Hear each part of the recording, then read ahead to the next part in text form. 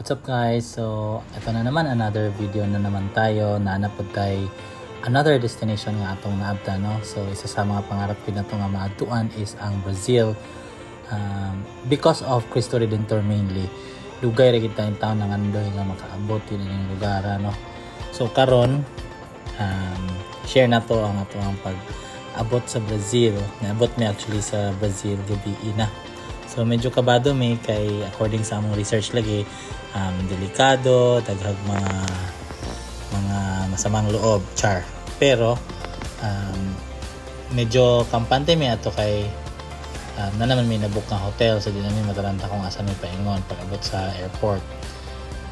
Pero pag-abot na sa airport, what we did not realize nga wala may kwarta, just ko gipaningil mi o actually dollars ang gipangayo. So pag-abot na mo sa hotel na discover nga dili may makabayad and then ang card ga error sus dugay kay namong nilang tugi ang ending dollar among nabayad imbis kay pwede ran to card kay wala ni ran ang card reader sa driver, but he was nice enough nga modawat og USD and kamay ra gud nga kantidad.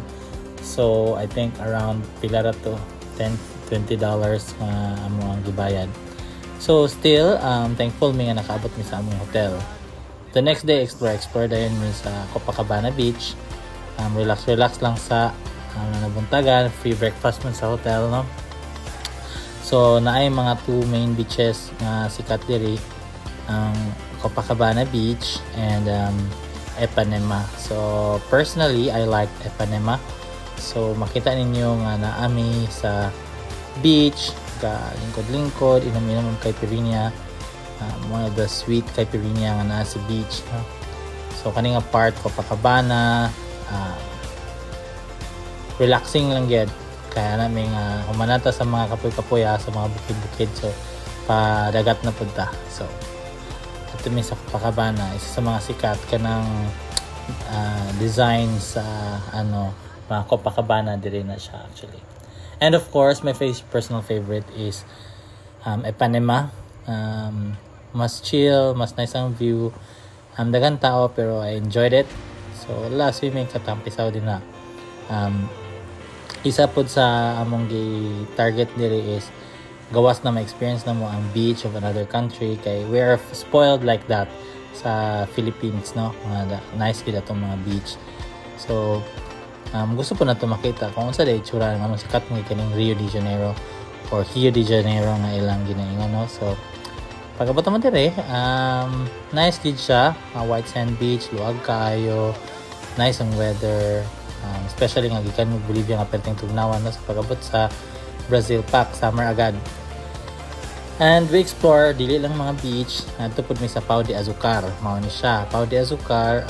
We discovered isa sa mga main attraction diri kay from here makita actually namo ang Cristo Redentor tora kana. So ang Cristo Redentor is one of the main attractions pud sa Rio de Janeiro, pero nag-una mi sa Pau de Azucar kay i-book pa man nimo ahead ang Corcovado, which is Cristo Redentor. So while waiting sa among booked date, so diri sa mi sa Pau de Azucar, which as we've discovered nice siya paingon sa sunset. So pwede mo moadto sa morning, pagkahapon palit mo sa morning sa inyong ticket, pagkahapon na mo moadto. It's allowed like that, and maybe it wasn't peak time at that time, so allowed ra siya, nindot kayo ang view sa taas. And pag-abot niyo sa taas sa Pau de Azucar na ay murag mid level nga pwede mo magsuroy-suroy, sightseeing. So mao ni siya, daghang kapangutan na actually ani asa ni siya dapit sa Pau de Azucar ni siya sa Rio de Janeiro. So mo ni ang iyang view at the top, and makita nimo no nga overlooking siya sa Rio de Janeiro na siyudad, no? So sulit ang bayad diri. I think it's about 100 reais. And then in the mid-level pod makakuha mo mga snacks, food nga pwede ninyo kaon-kauno, no, while exploring. Kaya actually explore good, sightseeing ra gyud ka sa taas. Wala man kaayo yung mga activities sa taas except for food and lingaw-lingaw, and then ay mga gatukar na gasayaw-sayaw diri. Na ay banda, live nga band. So ang uban tao makita nimo gasayaw-sayaw, jamming, and ang uban kapangitag pagkaon, daghan kay mga food stalls diri, so pwede mo mamili kung unsay preferred ninyo. We preferred to do the prep kay murag wala pa man kay migigutom ato nga time. So mo ni siya mga tao diri na ibanda nagtukar kami in town pod, ala enjoy ra pod mi og tanaw-tanaw. So mo ni lang mga pagkaon diri, and medyo struggle gud mi ani kay dili mi kabalo Portuguese, pero still nakakaon man struggle in English, and most of them makasaya man sa English kay this is a touristy area. And again, dili pa kyason kay may alcohol, hala sige char patanaw-tanaw pa sa bar, pero ending beer day gapon. So had another beer, it is a pau de azúcar before mi niadto gid sa pinakataas. So mid-level pa niya mong gisuyan. Again, explore gid mi kay nice jud kayo ang view. Kita gid nimo grabe gid among tuyok-tuyok aning sa mid-level nga area, Mirantes, Tamuyer. Diri makita namo around surrounding mga view, no? So it's amazing how they actually created the area. Cable car day inyong sakyan ani ka na imong nakita diha, mo na imong masakyan. So mo po na ang Cristo Redentor nga imong makita from this area, pero napagay pinakataas nga inyong so pila-pila gihapon ni siya. So once you decided na gusto na mo saka sa taas, pwede na din mo proceed dito sa linyahan para makita ninyo ang inyong gusto adtuan nga plus of course gusto mo makauna sa linya kay usahay taas ang linya, no? So among gi make sure nga maka-timing gid mi sa sunset. So as you can see here, nakakita may pwesto kung asa na mo makita plastar ang sunset, and paugatay gini siya kay daghan kay tao, nan kung dili kayo yung nakabagay mong nawong dili murag dili kay ka maka stay kay maulaw ka. So kani pabagay na gid ni nawong, no? Wala gid ko nag-move kay pwesto naman kaayo, and nice na ang view nga akong na pwestuhan. Anyway, makita mo nila ang sunset if sunset lang. But of course, sa Pinoy gud, Diyos ko, dili ba kita pagansi sa mga video o picture. Hala, dut-dut kita diri. So makita nimo na ang sunset, no?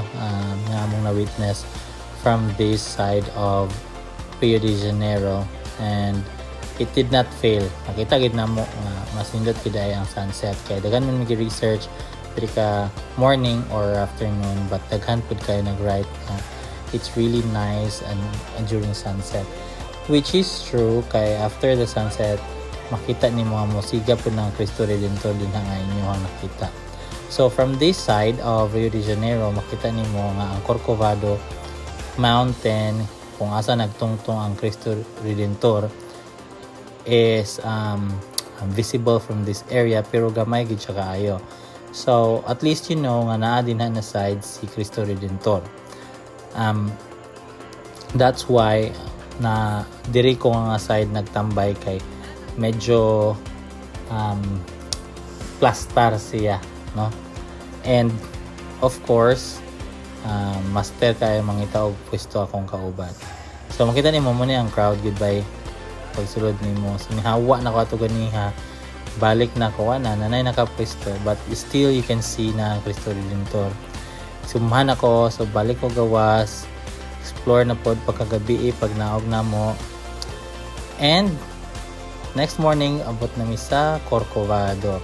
So this is the base of Corcovado, no? Pangito dyan akong Pilipinas asa. Thankfully na ay Pilipinas. O, di ba? So, tuman ang akong pangandoy nga ma-represent ang Pilipinas. Char. So, abot gid mi diri sa Cristo Redentor, no? Dili gid pwede nga di mi makasaka So saka gid mi diri sa Cristo Redentor. This is also the view at the top of Christ the Redeemer, no? Again, it's a very crowded area, so makita nimo ron na crowded jud kayo siya. So depende na gid na nimo kung asa ka makiluklok, asa ka makisuksok para makakuha kag video og photos og uban pa si Chiboriche. Pero again, di ba ito pagansi, see? So kadagang tao pag ala video good. So still got what I have, and of course I have raised our flag of the Philippines diri sa area. Bahala mo diya, pabaga gid ka og naong oy. Di ba? Ala. Okay, it doesn't matter kung sa Panginoon nila basta kay proud ko nga Pinoy. Char. Oh, di ba? Piliin mo ang Pilipinas. So ito na nga, oh, di ba? Ayan, si Cristo Redentor. At least I got a little bit of video nga makita na to ang Christ the Redeemer. Taas yun kaayo siya, gawas from the base, no? Nga mag tram ba na? Mura siya train de Corcovado or tram de Corcovado. And you can get to the site yun na close to the Christ the Redeemer yun na statue. Pero tanaw ni mo, wala gani ko nito pong sa base pa lang to sa iyang tiilan, no? So nga na siya kataas, nga na siya kahabog, and a lot of people are taking pictures kay it's one of the 7 wonders of the world. So isa gid na sa among goal nga mabisitahan diri sa Rio de Janeiro. Dili mo sugot nga dili makaadto, no? Aside from Pau de Azucar that we've discovered, of course we wanna go to Cristo Redentor. Cristo Redentor na siya, pero sa ato kasagaran Christ the Redeemer ang atong gakailhan. And again, this is in Rio de Janeiro in Brazil. So once you get in Brazil, usually through Sao Paulo, you have to go to Rio de Janeiro. So muna ang tren, nili mo din ha, wala man po siya seating arrangement, pangita lang mo kung asay bakante, and then that's it. So panaog na ni siya, panaog inside the train. Yan, pilit-pilit po mi sa mga shops, na ay gagmay nga mga shops, but it's not very cheap, no? So well, good. And next thing we know, we're wrapping up our Rio de Janeiro adventure, because the next day we have another schedule. Pero wala pa ni nahuman ang tanan kay paingon mi ani pabalik, and of course we need to discover another area which is called Celaron. Celaron is an area kung it used to be a favela, pero touristy na siya nga area. So dili na siya ingon anak ka dangerous, dili na siya anak ka delikado, and daghan kay tao. So of course bisitahan po namo is one of the top spots diri sa Rio de Janeiro. And if you haven't known this, at least karon kabalo na ka na ay Celaron. So daghan po tao ga ana din ha. You don't need to worry, kami ra gani nag-anhi dire, nag-Uber lang mi paingon dire, and that's it. We went to Celaron. And usual gid dire daghan kaayo mga tourists, no? Foreigners and tourists ga pamasyal. So, and I would say I like Rio de Janeiro for what it is. Ganahan ko sa vibe, at least for the people. I would share a little bit more, no, sa next nga mga days nga nagstay ko after sa other parts of Brazil nga among i-explore. But here right now, muna siya from usually our way from hotel to anywhere, ani kanindot ang area. It's still green, very tropical ang vibe, and of course makita nimo nga it's well developed, no? So this part yan sa beach lakaw-lakaw mi diri, although dili lang ka kompensa diri. What I did pag video, wala gid, medyo pugong gid sa kamot kapag mag-video kay at any time pwede ka makawatan. And of course kaon dayon kay we did not fail to taste the steak sa Brazil, di ba? There was a restaurant sa UK nga ako natilawan nga Rio nga brand sa restaurant, and I really liked it, so I needed to like prove na lami gid sa Brazil. Happy kay ko diya. So Kaanan ta diya. And of course, manghipos na may kay na namin sa next destination pagkahuman. I get, diba? Di sila ganun mag-video ko sa kwarto.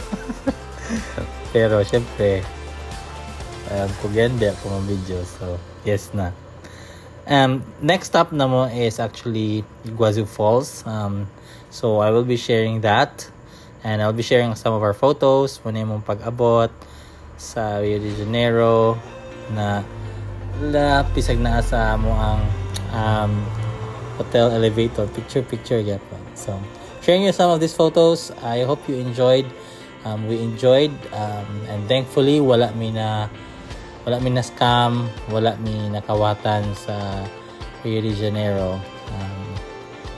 We tasted caipirinha, we had some steak, we went to the beach, we went to Corcovado, Cristo Redentor, Pau de Azucar, had some beers, ate different food.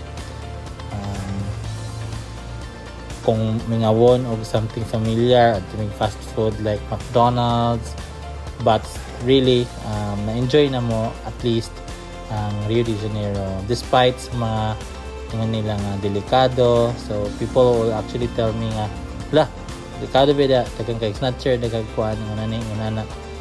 Still we braved and it did not disappoint. Naningaw gid me. We are happy with what we've seen, we've experienced. Kurat lang ikayo miya ng ilang kuan nga greetings, di ba? Kaya di man sila may kasagaran kayo o wala, may naman sila todo bang. So,